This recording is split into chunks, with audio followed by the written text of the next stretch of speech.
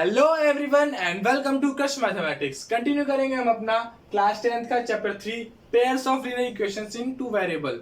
Last video में हमने chapter को इंट्रोड्यूस किया था, डिस्कस किए थे उसके टॉपिक्स जो हम इस चैप्टर में पढ़ने वाले हैं, साथ ही प्रीवियस नॉलेज के साथ कनेक्ट करते हुए एक बेस सेटअप किया था इस चैप्टर को आगे पढ़ने के लिए।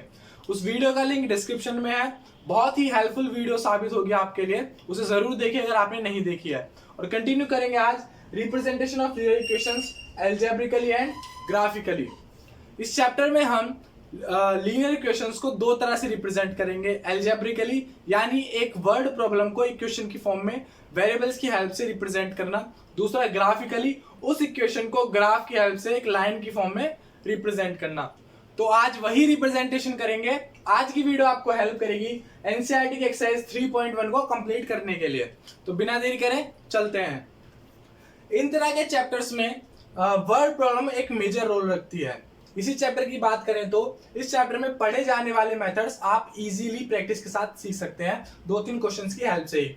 लेकिन अगर आपको वर्ड प्रॉब्लम्स को एल्जेब्रिकली रिप्रेजेंट करना नहीं आता तो आपके वो मेथड्स पढ़ने का कोई फायदा नहीं होगा अगर क्वेश्चंस आ गए वर्ड प्रॉब्लम से रिलेटेड। सपोज आपको एक वर्ड प्रॉब्लम दिया है और उससे आपको सॉल्यूशन फाइंड करने को बोला है, तो उसमें पहले आपको उसे इक्वेशन में चेंज करना होगा, फिर उसके सॉल्यूशन फाइंड करने होंगे मेथड्स का यूज करके। तो इसीलिए अगर आपको एल्जेब्रिकली रिप्रेजेंट करना नहीं आता तो उसके बाद मेथड जानने का आपका कोई फायदा नहीं होगा। ठीक है, तो आज मैं आपको सिंपल 4 स्टेप्स बताने वाला हूं एक वर्ड प्रॉब्लम को एल्जेब्रिकली रिप्रेजेंट करने का। ठीक है, तो शुरू करते हैं। पहला है आपका अंडरस्टैंड, यानी पहले आप अपनी वर्ड प्रॉब्लम को अंडरस्टैंड करेंगे, उसे समझेंगे, उसे रीड करेंगे ध्यान से। अगर कोई बड़ी वर्ड प्रॉब्लम्स है, अगर कोई बड़ी वर्ड प्रॉब्लम है तो हम उसे सिंपली छोटे छोटे पार्ट्स में ब्रेक करेंगे कॉमास और फुल स्टॉप्स की हेल्प से, जैसे इस क्वेश्चन में भी हम करने वाले हैं। दूसरा स्टेप होता है आपका, एक बार आपने समझ लिया तो आप आइडेंटिफाई करेंगे एक्स और वाई को, यानी दो स्पेसिफिक चीजें या फिर दो स्पेसिफिक पर्सन जिनकी बात इस प्रॉब्लम में हो रही है, सिचुएशन में हो रही है, उनको आप आइडेंटिफाई करेंगे और एक को एक्स और दूसरे को वाई मानेंगे क्योंकि यहाँ पे 2 वेरिएबल्स की बात हो रही है। ठीक है, थर्ड स्टेप है आपका ऑब्जर्व। आप ऑब्जर्व करेंगे एक्स और वाई के बीच का रिलेशन। ठीक है, एक बार आपने रिलेशन ऑब्जर्व कर लिया फिर आप डायरेक्टली उसे फॉर्म कर सकते हैं। ठीक है, तो ये 4 स्टेप ध्यान रखिएगा जब भी कभी आप एक वर्ड प्रॉब्लम को एल्जेब्रिकली इक्वेशन में चेंज कर रहे हो। ठीक है, तो इस इक्वेशन से शुरू करते हैं। पहले हम इसे समझेंगे। ठीक है, आफ्ताब टेल्स हर डॉटर, जैसे कि मैंने बोला इसे ब्रेक कर करके हम समझेंगे। यहाँ पे कॉमा है तो ब्रेक करेंगे। आफ्ताब टेल्स हर डॉटर, आफ्ताब ने अपनी डॉटर को बताया 7 years ago I was 7 times as old as you were then। 7 years ago यानी 7 साल पहले। अगो, मोर देन, ये वर्ड्स आपको क्लियर होने चाहिए 10th क्लास तक, क्योंकि आप 10th क्लास में आ चुके हैं, क्लास 6 से आप अलजेब्रा पढ़ते आ रहे हैं। ठीक है, तो 7 years ago यानी 7 साल पहले I was 7 times as old as you were then, यानी 7 साल पहले जितनी उसकी बेटी की एज थी वो उसके 7 टाइम्स था। ऑल्सो 3 years from now यानी 3 साल अब के बाद I will 3 times old as you will be, मैं तुम्हारी एज के 3 टाइम्स होऊंगा जितने तुम उस टाइम रहोगी, यानी 3 साल बाद जो डॉटर की एज होगी उससे वो 3 टाइम्स इसकी आफ्ताब की एज होगी। Represent this algebraically and graphically, इस सिचुएशन को हमें ग्राफिकली और एल्जेब्रिकली रिप्रेजेंट करना है। ठीक है, तो पहला काम था हमारा अंडरस्टैंड करना। हमने समझा कि आफ्ताब अपनी बेटी को बता रहा है कि 7 साल पहले उसकी एज उसकी बेटी की एज के 7 टाइम्स ज्यादा थी। फिर दूसरे केस में 3 साल बाद उसकी एज उसकी डॉटर की एज के 3 टाइम्स होगी। ठीक है, तो समझ लिया मैंने, तो मेरा पहला स्टेप कंप्लीट। अब दूसरा आइडेंटिफाई एक्स और वाई, तो यहाँ पे किसकी बात हो रही है? यहाँ पे आफ्ताब और उसकी डॉटर की एज की बात हो रही है ना। तो लेट आफ्ताब्स प्रेजेंट एज, मैंने प्रेजेंट एज इसलिए लिया क्योंकि इस क्वेश्चन में मेरे पास पास्ट और फ्यूचर दोनों की ही बात हो रही है। तो दोनों के बीच में रहने के लिए मैं प्रेजेंट एज ले रहा हूं, तो उसको मैंने क्या माना x, और daughters present age equals to y। ठीक है, एक को मैंने x मान लिया, एक को मैंने y मान लिया। ठीक है, अब चलो आगे करते हैं। तो आइडेंटिफिकेशन हो गई, अब उनके बीच का रिलेशन ऑब्जर्व करते हैं। तो पहले कैसे बोला है कि 7 ईयर्स अगो, पहले तो 7 साल पहले की बात करते हैं। तो 7 ईयर्स अगो, 7 साल पहले की अगर बात करें तो आफताब की एज क्या होगी? अगर आपकी एज अब 10 साल है तो 7 साल पहले आपकी एज कितनी होगी? 10 - 7 = 3। तो वही, तो आफताब की एज होगी x - 7 और डॉटर की y - 7। ठीक है, अब इन दोनों के बीच में रिलेशन, तो आफताब की age is 7 times age of the daughter. ठीक है, यानी आफताब की जो एज है वो 7 टाइम्स, टाइम्स यानी मल्टीप्लीकेशन यूज होगा, 7 times age of her daughter. ठीक है, तो इसे सिंप्लीफाई कर लेंगे, x - 7 = 7y - 49। ठीक है, और सिंप्लीफाई करें तो वेरिएबल्स को एक साथ ले आए, x - 7y = -42। -42 आया, ये 7 हो जाके प्लस हो जाएगा, तो -49 + 7 हो जाएगा आपका -42। ये आ गया आपकी पहली इक्वेशन। ठीक है, अब क्योंकि पेयर की बात हो रही तो ऑब्वियसली 2 इक्वेशन बनेंगी हमारी। चलो दूसरी इक्वेशन की तरफ चलते हैं। आफ्टर 3 इयर्स, तो यहां पे लिख देते हैं आफ्टर 3 इयर्स, 3 साल बाद आफताब की एज क्या होगी? x + 3 है ना, क्योंकि अगर 13 तो 3 ऐड हो जाएगा, और डॉटर की होगी y + 3। ठीक है, आइडेंटिफिकेशन फिर से हो गई, फिर से ऑब्जर्व करेंगे। तो आफताब की age is 3 times age of her daughter, तो x + 3 = 3y + 9। वेरिएबल्स को एक साथ ले आएंगे, x - 3y = ये उधर जाके माइनस हो जाएगा, 9 - 3 6। ठीक है, आ गई आपकी दोनों इक्वेशंस। तो ये हमने हमारी वर्ड प्रॉब्लम को पहले समझा, वहां से x और y आइडेंटिफाई किए, उनके बीच का रिलेशन ऑब्जर्व किया और अपनी इक्वेशन को फॉर्म कर दिया। ठीक है, ये था representation of linear equation in algebraic form. Algebraically हमने इसे रिप्रेजेंट किया। ठीक है, तो इसको नोट कीजिए, चारों स्टेप्स हमेशा ध्यान रखिएगा अगर आप वर्ड प्रॉब्लम को लीनियर इक्वेशन में चेंज कर रहे हैं। ठीक है, इन चारों पॉइंट्स को नोट कीजिए जरूर, और इस क्वेश्चन को नोट कीजिए।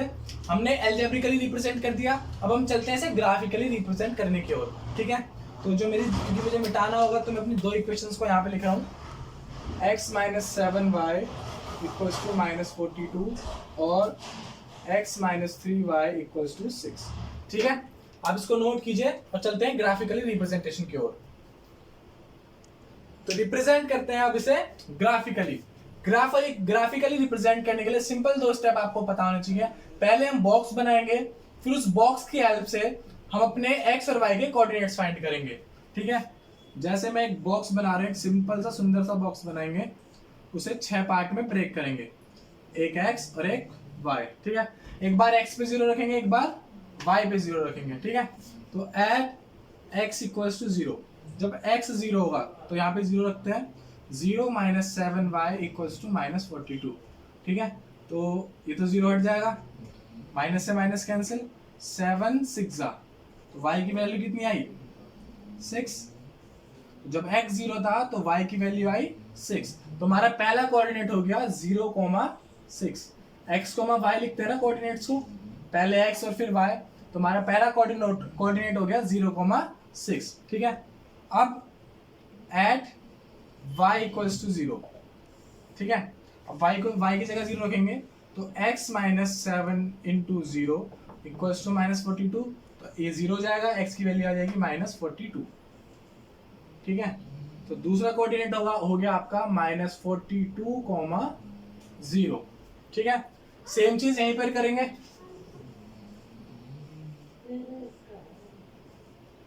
x y, एक बार x पे 0, एक बार y पे 0, जब x पे 0 रखेंगे तो ये जाएगा 0 माइनस 3y इक्वल्स टू 6, ठीक है ना। तो ये इससे कट जाएगा 2 times minus y equals to 2, तो y की वैल्यू जाएगी -2, ठीक है। तो यहाँ से पहला कोऑर्डिनेट मिल गया 0, -2, ठीक है।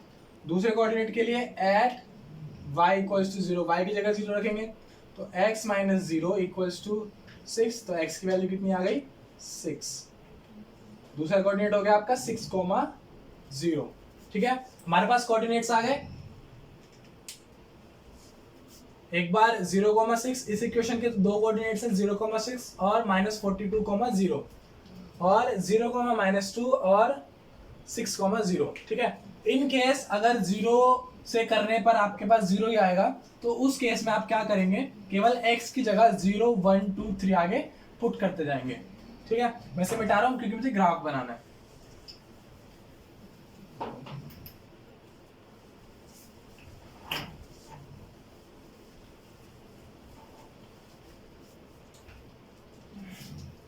एग्जाम में आपको ग्राफ पे प्लॉट करने के लिए ग्राफ पेपर मिलेगा। यहाँ पर हमारे पास ग्राफ पेपर नहीं है तो हम यहाँ पर ऐसे ड्रॉ कर रहे हैं, ठीक है। एक और चीज, जब आप ग्राफ प्लॉट करेंगे तो जितनी आपको रिक्वायरमेंट है आप उस हिसाब से इसे बनाएंगे, ठीक है। तो हमारे पहली इक्वेशन को रिप्रेजेंट करते हैं 0,6, ठीक है। 0 है, ठीक है। 1, 2, 3, 4, 5, 6, 7, 8, 9 एंड सो ऑन। इधर आएगा आपका -1, -2, -3, -4 और आगे चाहिए तो हम क्या करते जाएंगे, यहाँ पे डॉट डॉट लगा देंगे क्योंकि हमारे पास जगह कम है, और सीधे -42, ठीक है।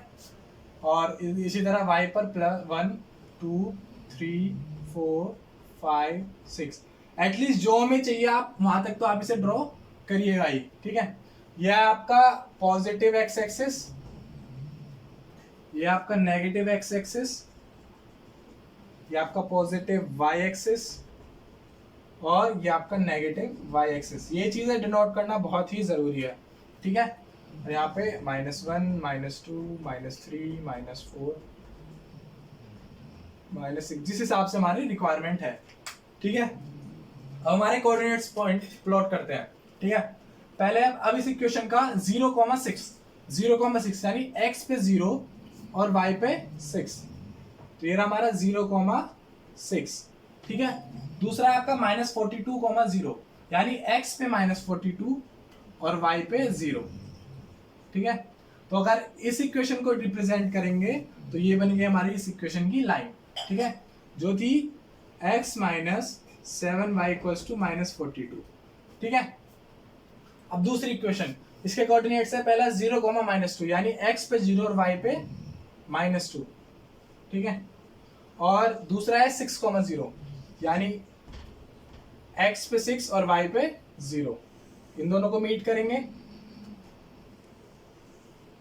ठीक है। क्योंकि मेरे पास बोर्ड है, मैं बोर्ड पे कर रहा हूँ इसलिए मैं स्केल का यूज नहीं कर रहा यहाँ पर, लेकिन जब भी आप ग्राफ ड्रॉ करेंगे तो आप हमेशा स्केल का यूज करेंगे और पेंसिल से ड्रॉ करेंगे मे बी, ताकि कोई गलती हो तो उसमें मिटाने में दिक्कत ना हो, ठीक है। तो हमने अपनी दोनों इक्वेशंस को ग्राफिकली यहाँ पे रिप्रेजेंट कर दिया है। पहले क्या करेंगे, पहले बॉक्स बनाएंगे, बॉक्स से हमारे कोऑर्डिनेट्स फाइंड आउट करेंगे, कोऑर्डिनेट्स एक बार फाइंड आउट हो गए फिर उन्हें ग्राफ पे प्लॉट कर देंगे, ठीक है। यहाँ पर ध्यान रखिएगा, ये मैंने इसीलिए किया है क्योंकि मेरे पास यहाँ पर जगह कम है। जब आपके पास ग्राफ होगा, अगर आप उसमें एक का गैप ले रहे हैं, एक यूनिट का गैप, एक यूनिट इक्वल्स टू 1 ले रहे हैं, तो आप -42 तक इसे एक्सपेंड करेंगे, यानी आप लाइन को आगे 1, 2, 3 से करते हुए बिना किसी गैप के आप -42 तक लेकर जाएंगे, ठीक है। यहाँ पर मैंने गैप कम लिया है इसलिए लाइन ऐसी बनी है क्योंकि मेरे पास जगह कम है, ठीक है, -42 तक जाने के लिए। जब आपके पास ग्राफ होगा तो आप उसे -42 तक ले जाएंगे, तब आपको लाइन का एंगल भी अलग देखने को मिलेगा, ठीक है। ये चीज जरूर ध्यान रखिएगा, इसमें ऐसे डॉट डॉट हम नहीं कर सकते क्योंकि मेरे पास जगह कम है, इसीलिए मैंने ऐसा किया है। ग्राफ पर आप प्रॉपर -42 तक जाएंगे, ठीक है। तो ये था आपका representation of linear equations in two variable algebraically and graphically, ठीक है। ऐसे ही और क्वेश्चंस आपको मिलेंगे एनसीईआरटी की एक्सरसाइज 3.1 में। और अगर वो क्वेश्चन आपको कम लगे तो आप किसी एक्स्ट्रा बुक से क्वेश्चन ले सकते हैं, या फिर आप नेट पर सर्च कर सकते हैं linear equations in two variable word problems के साथ। तो वहां पर आपको बहुत सारी वर्ड प्रॉब्लम्स मिल जाएंगी जिनको आप एल्जेब्रिकली और ग्राफिकली रिप्रेजेंट कर सकते हैं। ठीक है, उन इक्वेशंस में से, इस एक्सरसाइज में से, या फिर इस पूरे चैप्टर में से अगर आपके पास कोई डाउट हो तो उन्हें कमेंट बॉक्स में टाइप कर सकते हैं, या फिर उनकी पिक मुझे फेसबुक और इंस्टाग्राम पर मैसेज कर सकते हैं, जिनके लिंक डिस्क्रिप्शन में है।